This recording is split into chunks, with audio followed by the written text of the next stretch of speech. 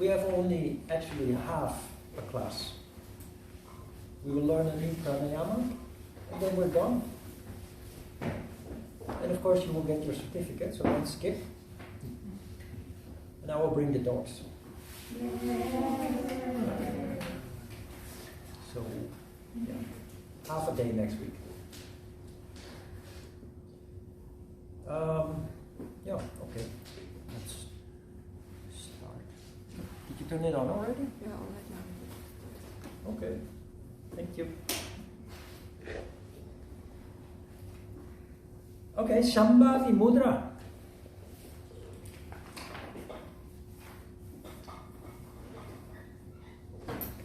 If you look at the systematic order in yoga, you see that there is a build-up from gross to subtle. You see that there is a build, which is logical, of course. You go from beginner to advanced. But yoga is about energy. You must have understood that by now. So we started learning how we waste a lot of energy, mainly by mental activity, through the yamas and the niyamas. Then we learned asana, and we learned pranayama with kriya as a bridge between the physical and the mental exercise. We learned about the chakras, which gave us insight into how we function psychologically on 7 levels of consciousness, from pure basic instinct, animal instinct, all the way up to the highest levels of consciousness, divinity. We learn pranayama as a asana in itself, although it looks like a physical exercise, is already the start of energy control.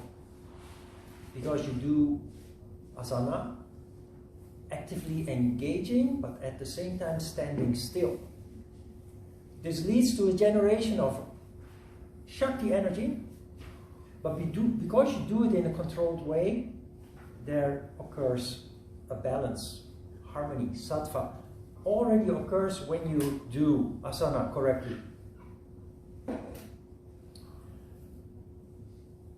To improve that, to deepen that, we added pranayama, which is energy control powered by thought.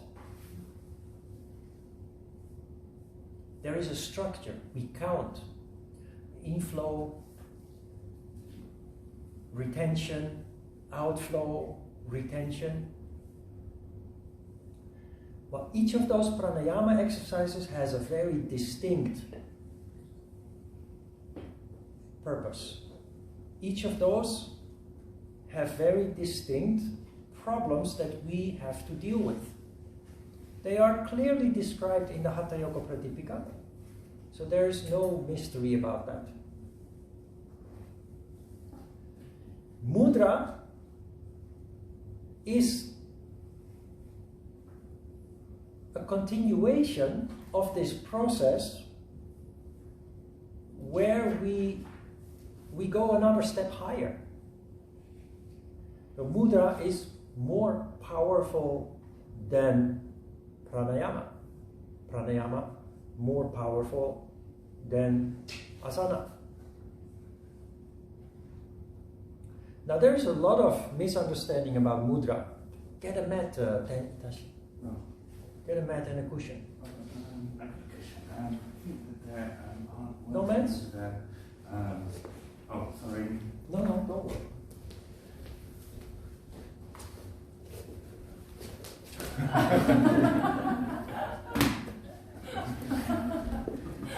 Could have caught it if you threw it. Thank you. Yeah, you're welcome. Make yourself comfortable. There's a lot of misunderstanding about mudra. A lot of mystery, a lot of dogma. Same story basically with everything we do.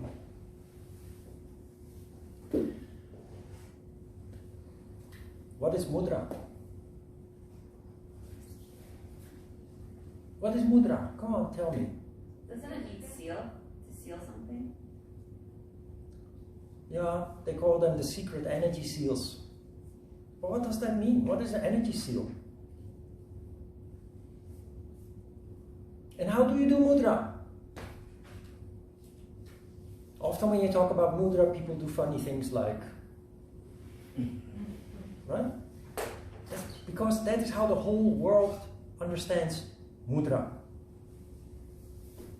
I make jokes about it, but it's serious business. Because mudra is in fact a very powerful energy control tool, energy generator tool. But what energy do you generate by making hand movements or finger movements? Just if you are an intelligent person starting to practice yoga and your teacher tells you, if you do like this, then your ego is controlled. So are you going to do that every day, 1 hour, you're going to sit like this and think that your ego is controlled? Will it work? Do you think? No, of course not. But there is nothing superfluous and nothing superficial or fake in yoga. So we have to take it serious. We need to first understand, what do those hand and finger movements mean? And for that you have to travel back in time. You have to put yourself in the shoes of the people living 3,000, 5,000, 10,000 years ago. It's the same story. They were not intellectually developed as we are. They communicated through symbolism. They thought in symbolical thoughts. That is how they perceived the world. And they memorized concepts with finger movements. So the finger movements have a value, but the real value is what's behind the finger movement. The concept, the idea, or the thought. Ninjas, the warriors from Japan, have their own finger movements, and they are secret, so they do finger movements covering it up with their hand. And each finger movement represents a value: courage, persistence, honor, respect, etc. So the finger movements are simply reminders.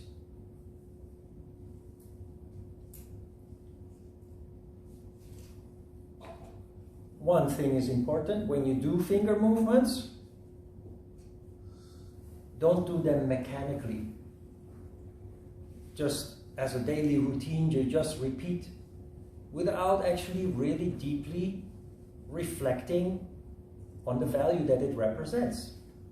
Because it's the value that is important, not the finger movement.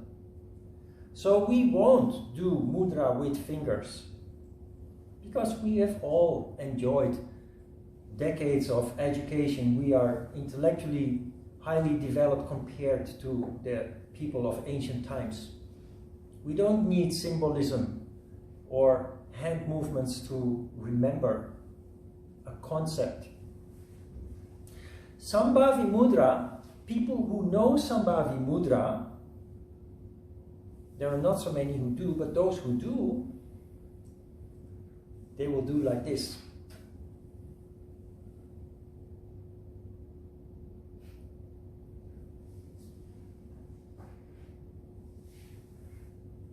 And the promise is, if you do that, you go to heaven. All I get is a pain in my eyeballs, and in the long term a cramp in my fingers probably. But you know, there's a very interesting story behind the symbolism. If you understand that, it's a very powerful Kundalini exercise. If you do that one more time, I'll cut off your fingers. Just kidding. No, the fingers are reminders, but here they represent values. And we learned those values a long time ago from a traveling yogi by the name of Swami Yoga Anand. I tried to Google him, and he's nowhere to be found. But I did a couple of weeks of Ayurveda massage with him, and he taught us the meaning of the fingers. If you have read the handout, you've seen it.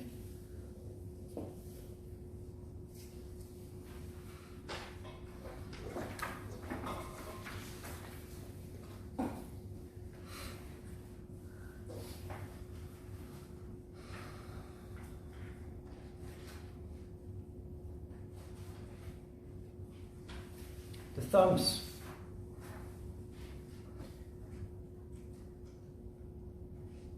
No, let's do it in a different way. We start with the chakras because you stimulate the chakras. So we change the order. You work from the bottom upwards. So you start with Muladhara chakra. Muladhara chakra is stimulated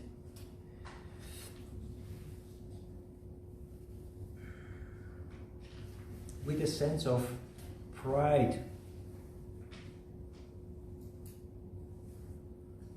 Now, ironically, sense of pride, the reminder of the sense of pride is the middle finger. That is a global gesture of pride, isn't it? Is there a coincidence? There are no coincidences.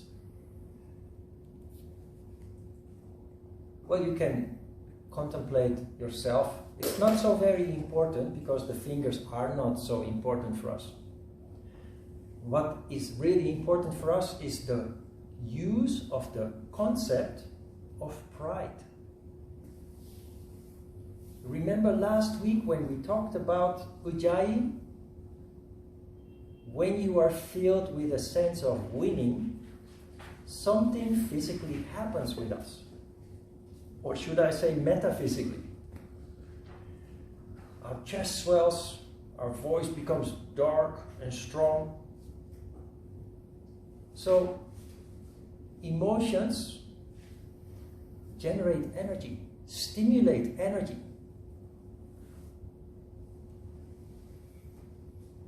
So emotions are important as long as we are aware of them and control them to use them in a positive way. We use them as signals, a warning, but in this case we use them deliberately. Even though we are not confronted with a situation where we would experience a sense of pride, we deliberately generate a sense of pride using creative imagination. We imagine a situation in which we feel pride. Is that difficult? No. Everybody has achievements in lives of which to be proud. Some kind of diploma that you obtained with hard work, study, a competition that you engaged in and you won, something that the job that you obtained, that you had been longing for a long time, your family, raising a family in a healthy, stable way, that allows the members of the family to flourish. That is a huge source of pride. There are so many things, if we think of it, so many things that we can use simply to install a sense of pride. And you may not feel anything, or not directly, but rest assured that sense of pride stimulates Muladhara chakra, and when energy is generated, it leads to an expansion, which means it will rise up. So it goes against the universal tendency of energy condensing towards the bottom. So this is a Kundalini exercise. And it is designed to very systematically let energy rise to the highest chakras where our most important and most precious characteristics are located.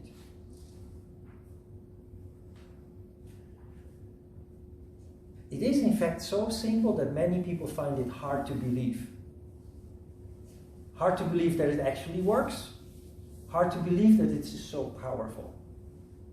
For that, you must just do it every day, incorporate it into your meditation, and just see in the long term how it affects you. Because I promise you, I guarantee you, that next year, if you look back 1 year before, you will see that there has been huge change. You don't see change day by day. Just like when you see your child growing up, you don't see your child growing. But 1 year later, you look back and your child has grown 10 centimeters in height. In the same way we transform. We don't see it, so we find it hard to believe. But look back 1 year from now to today and you will see that change actually really does occur.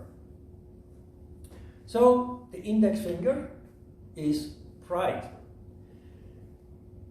Swadhisthana chakra, the water center, is stimulated with a sense of artistry.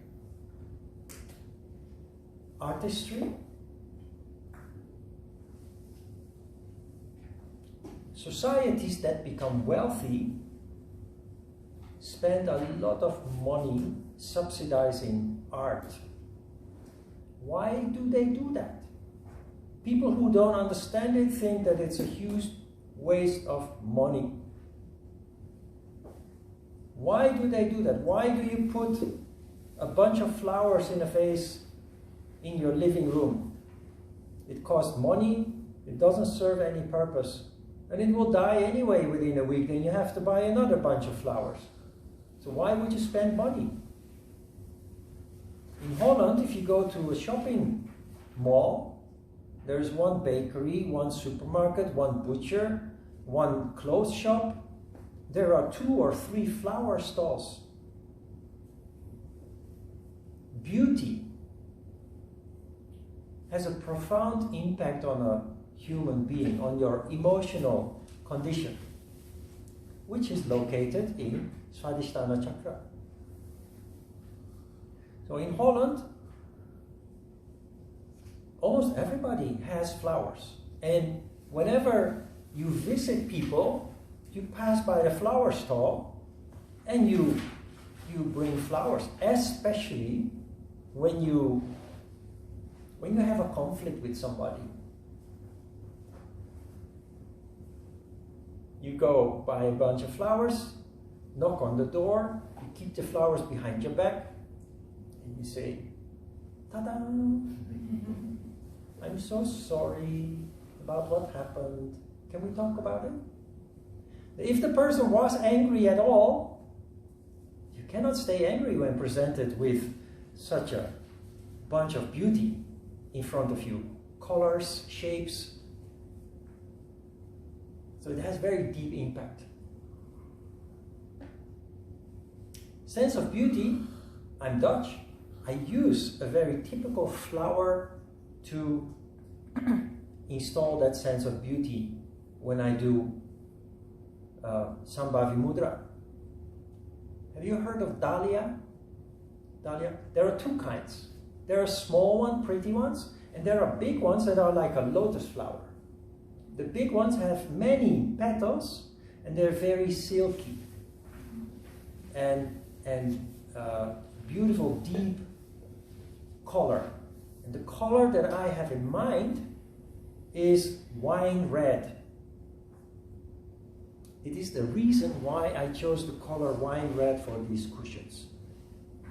Because in a yogi's life, everything has a reason and a purpose. So it's no coincidence that those cushions are wine red. I once had these flowers on my balcony, and in a contemplative mood I was soaking up the shapes, the shades of wine red, the silkiness, the beauty, it just totally engulfed me. And from that moment on, it has always been my object to install a sense of beauty. But you can take anything, a painting that you once came across and that really, really attracted you in a dreamy kind of way that you felt like you wanted to step into it or something. Or maybe a person you once met in your life that really impressed you with a sense of beauty. Not just physically, but just the whole feeling, the energy, the inner beauty that struck you in a very particular way that you still remember. It's something that you still vividly remember, even though it is 20 years ago or 30 years ago. So anything goes. For me, a flower, for you it can be anything else. An object or a person or an animal. So, pride, Muladhara chakra. A sense of beauty, Svadhisthana chakra. Then comes the easiest one. Ego, Manipura chakra, ego. That is which finger? Me, I, me. This finger, index finger. Because everybody who talks about themselves always points with their index finger. Ego. How do you stimulate ego? Very easy. Suin. See what happened? Your name. I just imagine walking through the street in Amsterdam, a window opening up and somebody coming, sticking their head out the window saying, "Hey, Ron! Ron!" Poof! Your spine straightens. Me? Are you calling me? Hey! Long time no see. Teachers in the room, what do you do when children are misbehaving? You need their attention. Call out their name loud. My teacher is calling me. Or parent, of course. It works the same. Your name, very powerful ego stimulator. In a playful way, of course. Because we don't want your ego to become nasty, to manifest in a nasty way. And this one you can actually feel. If you pay attention, when people call your name, you can feel Manipura chakra, the energy whirling there. That's why I'm saying it's the easiest one to realize. Anahata chakra. Oh, I didn't tell you the finger with artistry. It's the pinky. I don't know exactly why, but it seems that the pinky is related to artistry, to creativity. But like with the middle finger and the index finger, I do not see the direct link, but apparently there is. Maybe because it's small and cute, and well, mine is crooked, but... The heart chakra, Anahata chakra. Faithfulness. Loyalty. Loyalty to what? Something that is close to your heart. When you think about faithfulness, you would easily be tempted to think about relationships, which can work, but relationships are very complex and tricky. And there's always other things involved. So it's not always unconditional. We need something unconditional, something that you really almost have a religious dedication to. It can be your partner, can be. You can only decide if that is the proper tool to use. But it can be something you're very passionate about, a mission, vocation, a goal in your life that no matter the turmoil of daily life situations, with work, with family, with relationships, what have you, failures and successes and what have you, but you have one thing in mind that you dream about, even when you're awake. One thing in mind that nothing and nobody can distract you from. For me, that is yoga. But yoga is a superficial word. When I started practicing yoga, my mission became, one way or another, to help people.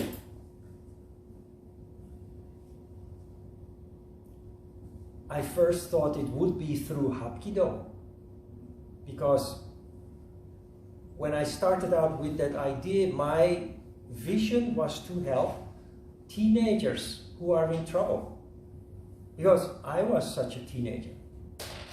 And it slowly evolved. And I say yoga is a superficial word because you know from the way that I teach yoga, it's not from a book, but it's from the heart. And that is how my passion, compassion, to make a difference, to make this world a better place, manifested. But if it hadn't been Hapkido, which it didn't become, if it hadn't been yoga, which it didn't become, I already had a plan what to do next. I would have gone back to Holland, attend social academy, and become a street corner worker or some kind of social worker of some kind, working with drug addicts or any form of people in need of support.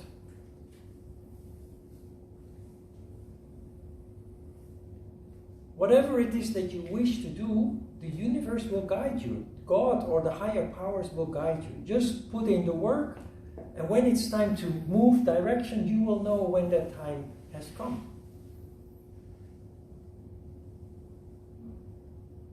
The dogs clearly are subject to this as well since they came into my life.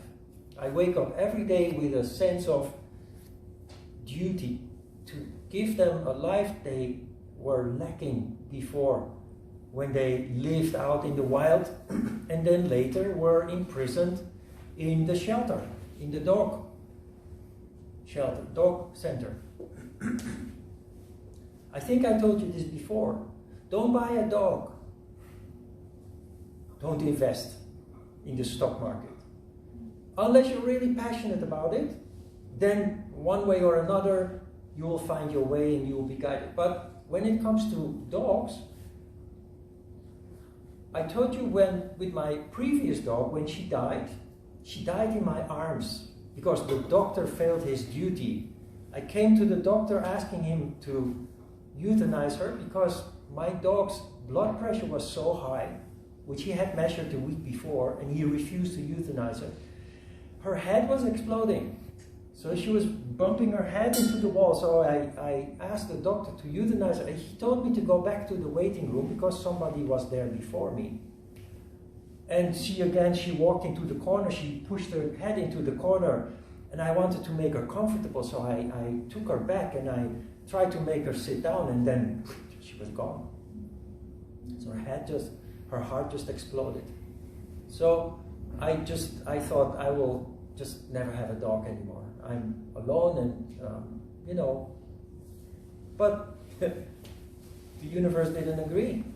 Higher powers didn't agree. 6 months later, Pada appeared in the park. And just looking him in the eyes, I knew that not only he needed me, I needed him too. But if you buy a dog, I know if I buy a dog, every day that I wake up, I will curse myself. Why did I do it? Life is already demanding enough. Why just buy a dog and then... What I'm trying to say is there's no connection, there's no mission, there's no passion.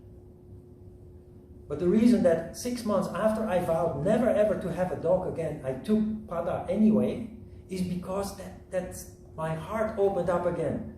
That compassion came back again. It makes me feel alive. And that's why I'm saying he not only needed me, I needed him too. And with that, in an indirect way, he rescued his sister. And that was his mission when he escaped from his first adoptive parents. See? And that everything makes sense there. That, for me, that is like my mission to teach yoga properly and really make a difference. The dogs fulfill the same. I can easily use them for a sense of loyalty too. You know how the way that I talk about them. I talk about them almost every class, I think. Or not even almost every class. It really moves me. And is that important? Yes, it's about energy. And if your energy is crashing towards the bottom, it feels so good when that energy rises up again. And as a yogi, you recognize that. You recognize what is happening, so you know that it's important. It elevates your spirit, literally. So your heart is of course very important, because we want to go up. We want to break through that glass ceiling of the diaphragm below which are all the lower emotions and desires. Rise above it and go to the higher emotions and desires. Love, compassion. Throat chakra. Oh, I didn't tell you about the finger yet. This one. The ring finger. You see the connection? No coincidence, huh? Because why don't we put ring fingers, wedding rings on our index finger or thumb or pinky or middle finger? I'm married. No, it's here. And it's not just a ring, it's made out of precious metal. Usually gold. Not wood or iron or plastic, gold. Why?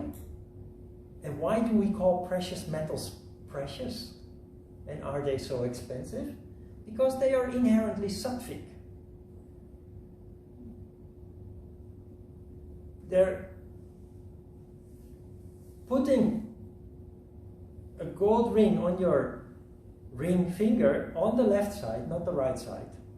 These days, rebellious people put their wedding ring on the right. But it seems that it's connected to the heart. So it's symbolical, but because of the sattvic nature of gold, on a very subtle level that you probably don't feel, the sattva stimulates loyalty in the heart. And that is behind the ritual of getting married, and being part of that ritual is the moment that you put rings on each other's ring finger and you make a vow of loyalty, which many people don't keep. But that is the law of karma, will take care of that.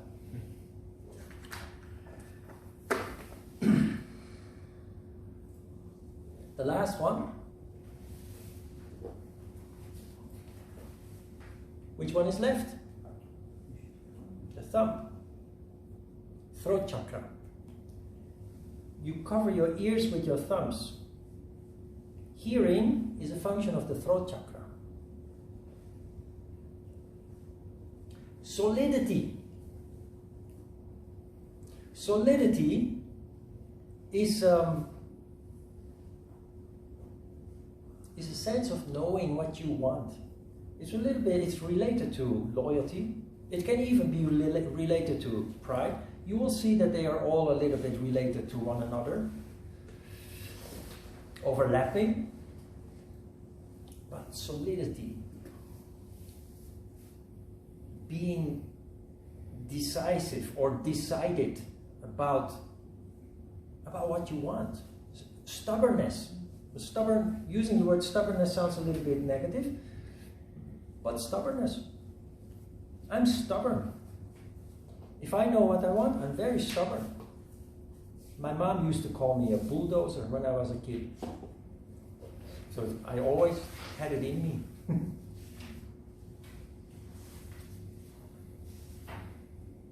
Solidity, belief in yourself and what you do. Not in an arrogant way. I have many doubts.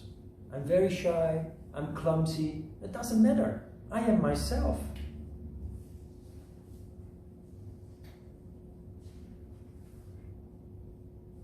So, based on all the things that we learned, especially in the yamas and niyamas, truthfulness and what have you, just I would almost use a dirty word, but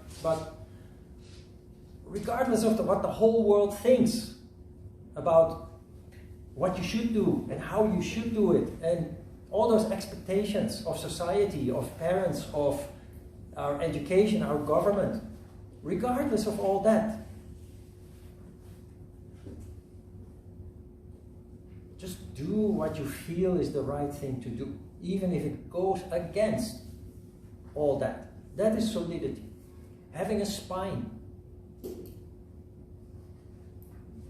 Be stubborn when you're convinced. Not in a violent way. There's always, of course, love, unconditional love, compassion. That's the secret of a real yogi. You're very nice, very kind, but when it comes to it, you go through walls and windows when it is important. That is the warrior in every yogi.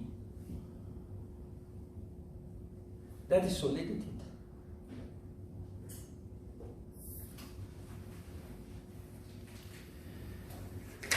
So, thumbs on the ears is symbolism, not for the throat, but for solidity. That is why it's the biggest link on the hand. It's the biggest and the strongest finger, solidity. But it's all symbolism. But it is a logical symbolism, because the ears, hearing, is related to the throat chakra. The eyes, you cover with your index fingers. Ego, fire. Fire is responsible for eyesight. The index fingers cover the nose, which is Muladhara chakra, which function is what? Smell. See the logic? With your ring fingers, you cover your lips, upper lips, which allegedly is the most sensitive part of the body. I don't think so, but that is what is said. Sensitivity is what? Is touch, which is the function of the heart chakra. And the pinky under the lips.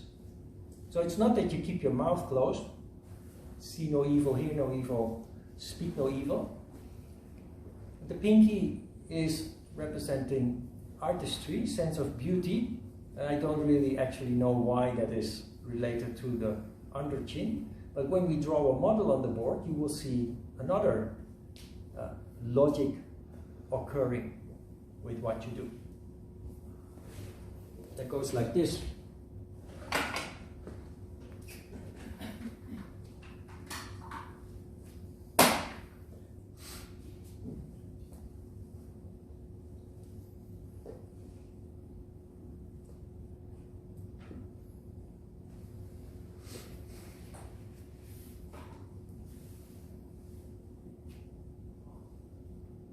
Looks like Picasso. Wanna buy? I should change my vocation. Anyway.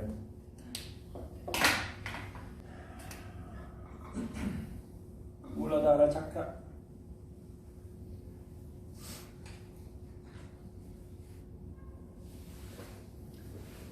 Taste. Taste is the function of Svadhisthana chakra I didn't mention. Taste. So that is why you put your pinky under the chin, apparently.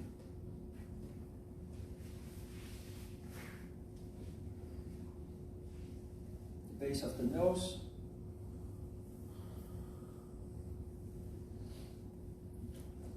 The eyes, Manipura.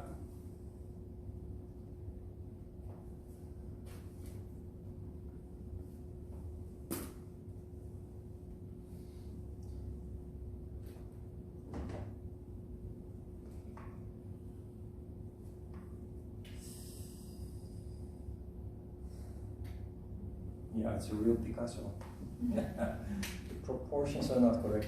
Anyway, then you have over the forehead, you have the heart chakra, chin, and then the throat chakra.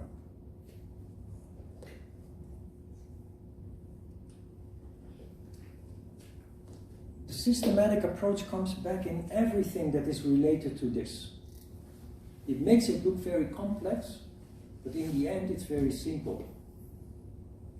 Forget about the fingers. Focus only on the concept. You see, if you read the handout, it's earth, water, fire, air, and ether. It's Muladhara, Svadhisthana, Manipura, Anahata, Vishuddhi. It's index finger, pinky, the middle finger, pinky, index finger, ring finger, and thumb. So it looks on the surface very complex.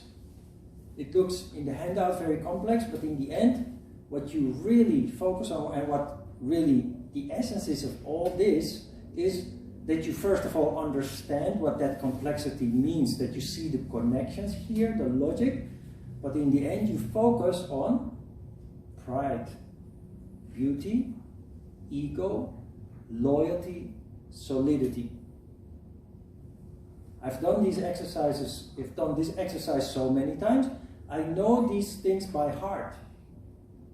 Normally I don't know things by heart because I don't memorize things, because you can look them up. We have smartphones, we have internet. You don't have to memorize anything. That's why also we don't have tests at the end of this course. It's just a distraction. But earth, water, fire, air, and ether, I've done this exercise so often that I just know the order. I would always start earth, water, fire, air, ether, pride, artistic tendency, ego, loyalty, solidity, and then go to work. It's those 5 concepts that's the only thing that count. But first you have to understand the logic and how it works. But what really makes energy moves, what really generates energy and brings energy up, is not sitting like this. It's the use of the concept. Feel pride. Immerse yourself in a sense of beauty, artistry. Feel ego, loyalty, solidity. Not only, you know the reason why they say that if you do this you will go to heaven or you will reach enlightenment? That is because it is a stairway to heaven, literally, bringing you up from the bottom to the top, leading in the long term, of course. It's not that today you will be enlightened or so, but leading in the long term to considerable transformation towards functioning on higher levels of consciousness.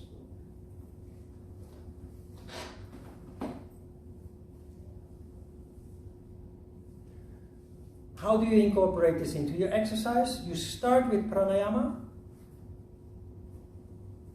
When you're done with the last kumbhaka, you then perform Sambhavi Mudra, and the remainder of the time, concentration on nada.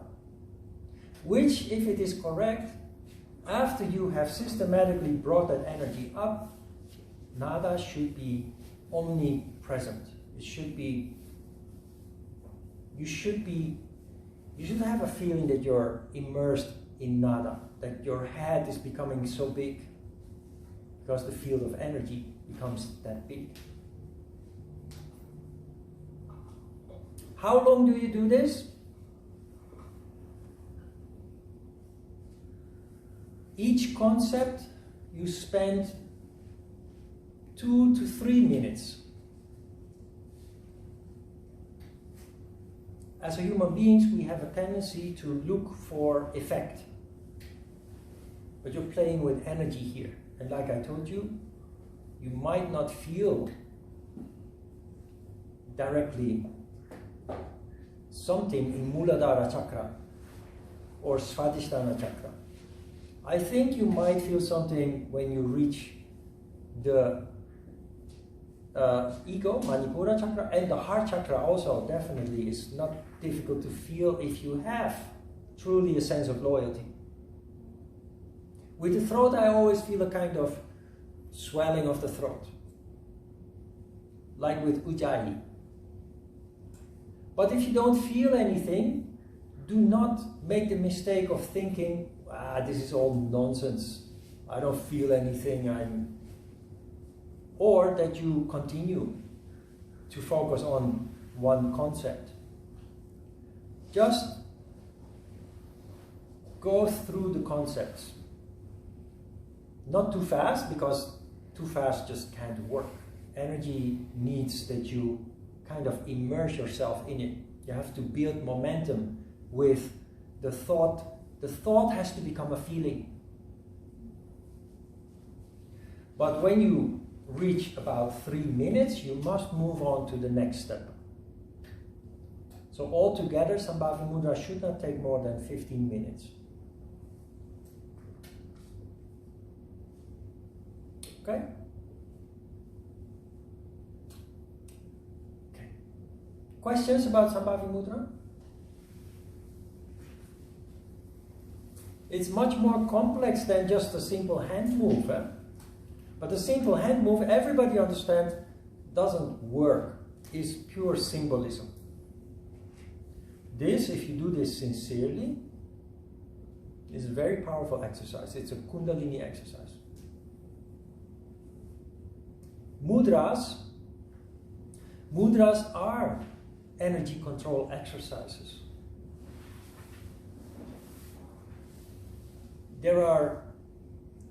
Most mudras are exercise.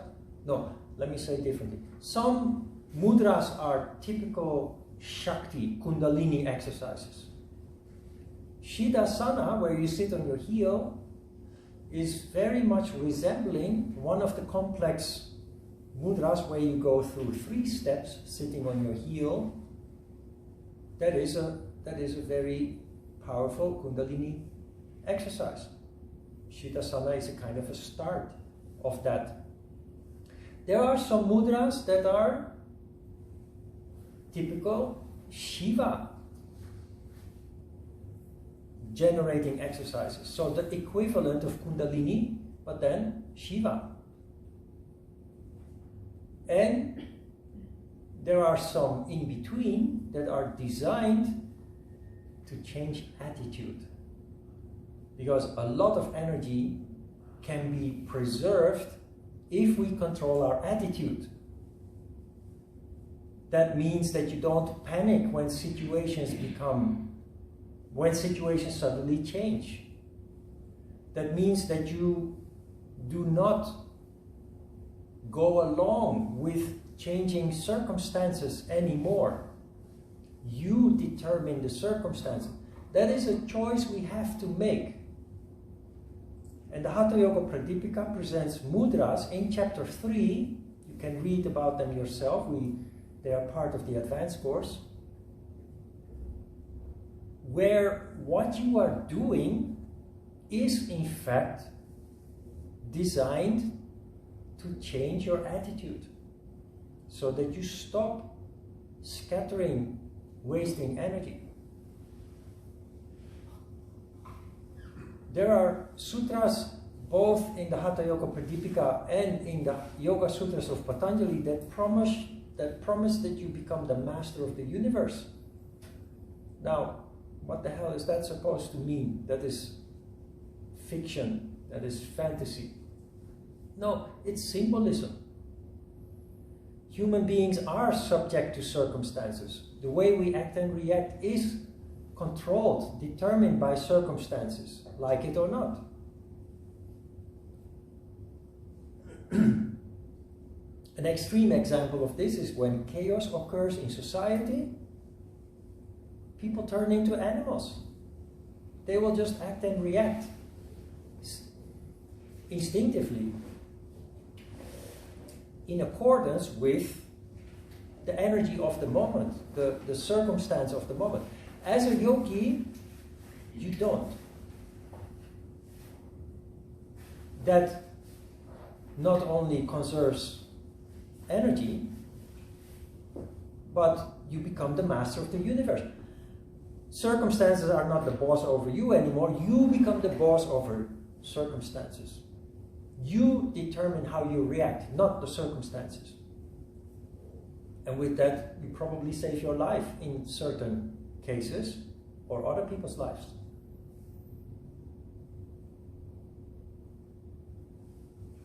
So yoga promises a lot. And it's easier than you think. Sometimes it's so easy that you think this can't be true.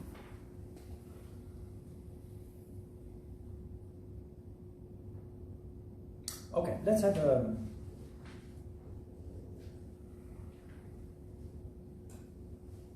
Yes, we have a short break. We start with asana. After asana, I will explain the new pranayama. And then we'll try out, in the meditation we will try out.